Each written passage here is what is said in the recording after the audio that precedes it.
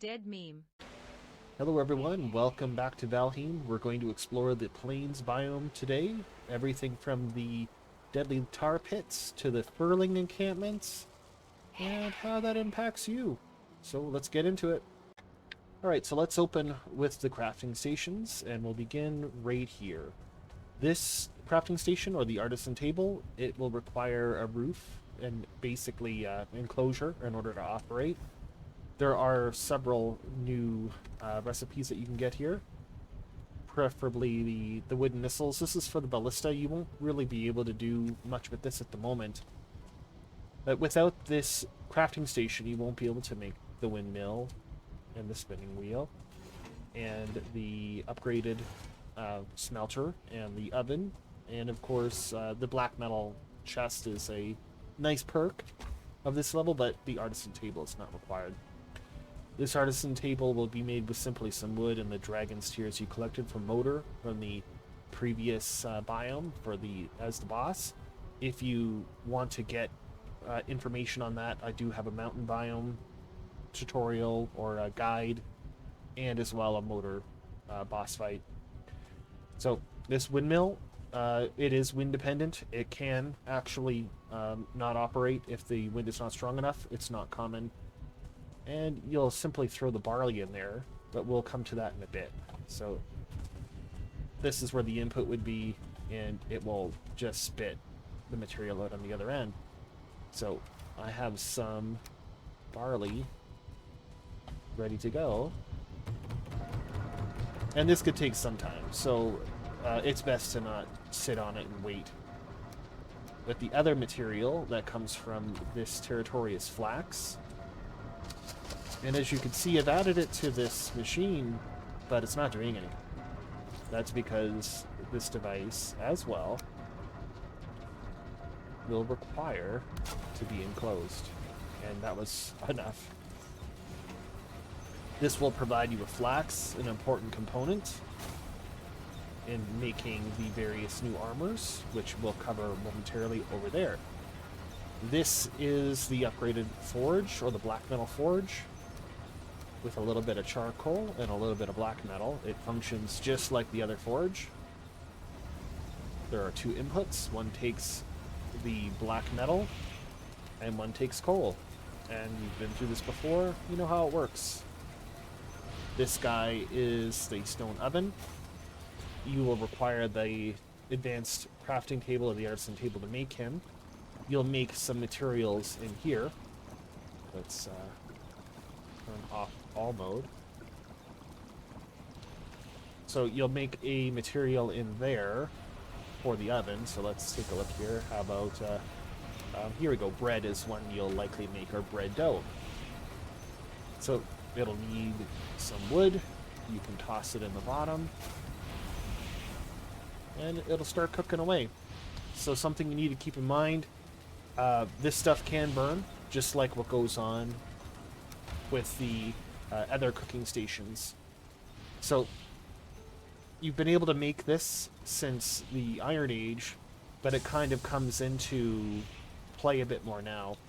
There are creatures in this biome referred to as lox. They drop meat, which is very large. You can cook it on an open fire, and you'll need the larger iron cooking station to perform this task. Now, I don't recommend doing this with your lox meat. This is more just to show you that if you want to cook it, this is the way you're going to go about it. We'll cover some meals in the Yagluth, which is the boss for this biome. And there we go. So bread comes from barley, very easy to make. You just make it in the crafting station. Very good stamina food. So this is the padded armor. It is a high defense piece of equipment along with the Lox cape. The Lox cape will give you protection from the cold. As well, you can also upgrade it to get additional armor. And it's not, there's no real special attribute to this piece of equipment. It's just mostly really, really high defense. There's also a black metal buckler, which is available at this time. But there is a catch to this biome. You would think that black metal would be the component required to make, or the metal of the time, which is black metal, to craft the next set of armor. It's not the case. You're actually going to need iron. You're going to make a trip back to the swamp. And as well, you'll need the linen thread, which is acquired from the spinning tape for the spinner here. So you can see it's just spinning it out after I've thrown the flax in there. And here's our barley. So let's talk about where you're going to start getting some of these materials. So you'll be looking for basically one of these furling encampments. Many of them are highly dangerous. They have mixed units in here. Unlike many of the enemies you've encountered before, they have a large variety of equipment. Everything from throwing spears to clubs to even magic.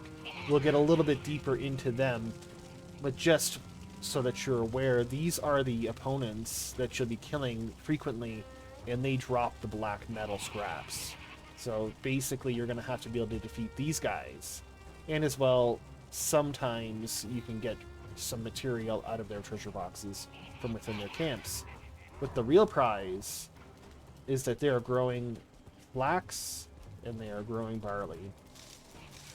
And you can just kind of harvest it and take it home with you. You don't necessarily need to defeat the furlings to acquire this stuff.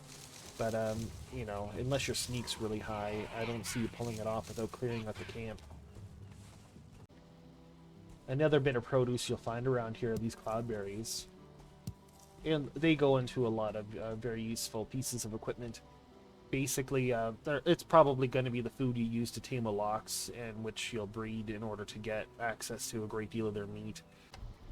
So, in the plains biome is where you'll need to be to grow the new kinds of crops, such as the flax and the barley, which you'll acquire from the camps we just came from.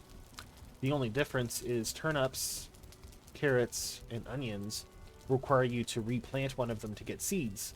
So you plant one and you get 3 seeds, which is okay. You're getting a 3-to-1 return. But if we look at the various plains crops, there is no seedling version of the barley or the flax. The difference between the two is you plant them, they eventually grow, it consumes 1 unit, and it provides you with 2. So you're going to have to decide when you're going to kind of make that switch from consuming all of your crops to grow more, or to consume some and use some for your materials. So just to keep in mind, flax is required to make the padded armor along with iron. So this biome has some of the more hazardous enemies in it. The difficulty curve, or spike rather, is pretty high. So we're just going to take off ghost mode to get the attention of some of these mobs. That is the Death Skeeto up there. They are very, very powerful. But a good block is more than enough to take care of them. If they do connect with you, they do an enormous amount of damage. So having some sort of shield is definitely a really good idea. You don't even need to parry. You'll basically, with an okay meal in you and an okay shield, you'll do just fine. So we're going to approach one of these tar pits. And I'm just going to show you how nasty these growths are.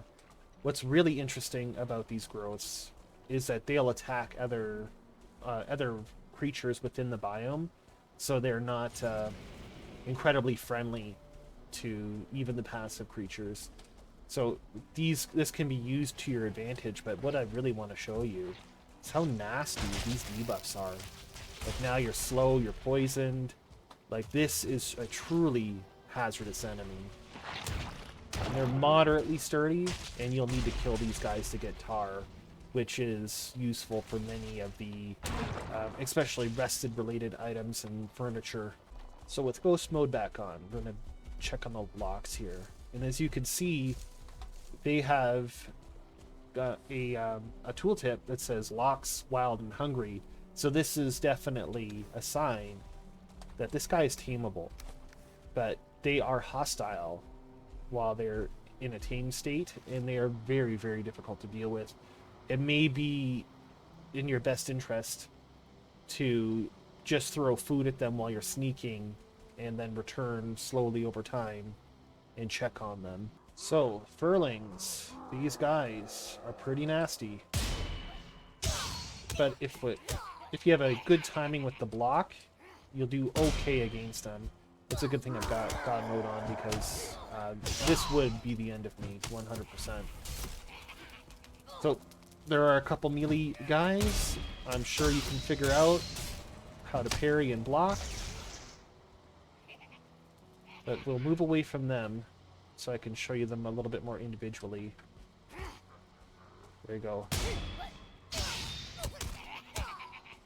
So this is the challenge. Whenever you're kind of beaten down one, the other one kind of sneaks up on you. And here's the spear throwing one. So as you can see, taking on a camp head on, not a good plan. But we'll move on to the little shaman. I want to show you the magic users.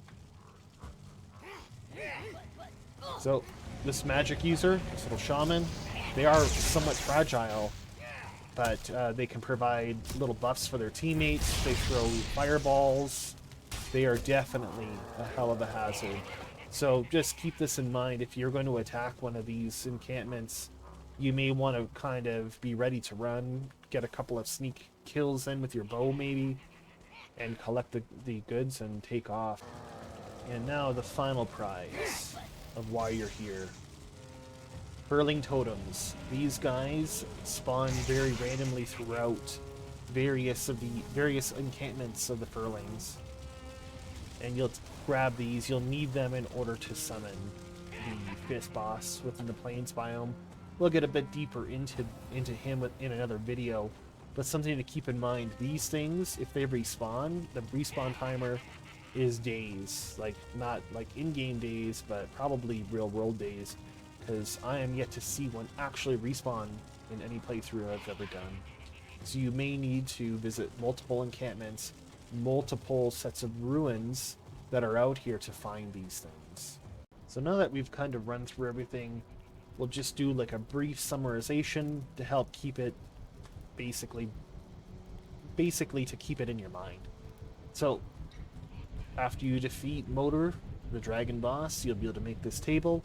This table will create the various new crafting stations, everything from the windmill to the spinning wheel to the black metal forge, the oven, and of course some of these stations require a roof over their heads in order to function, or at least be isolated enough from the weather to be considered not exposed. The new produce that grows in the plains biome, you'll recover it from one of the furling camps. It only grows here. You cannot grow this elsewhere. These other crops can be grown here though, so it is not uncommon for a player or group of players to build a new home in the plains because of how convenient that is. The tar pits harbor a really nasty enemy, the growth. They kind of look like a slime. They jump around and throw slime at you, which basically debuffs you, gives you poison and slow, and then they slowly just kind of gang up on you and pound you to death while you can't escape. The majority of the furlings are melee. There are a few with spears that do significant damage. The furling berserker is definitely one powerful foe. And the shaman on his own, not very deadly, but he'll turn all of these guys into a wrecking crew.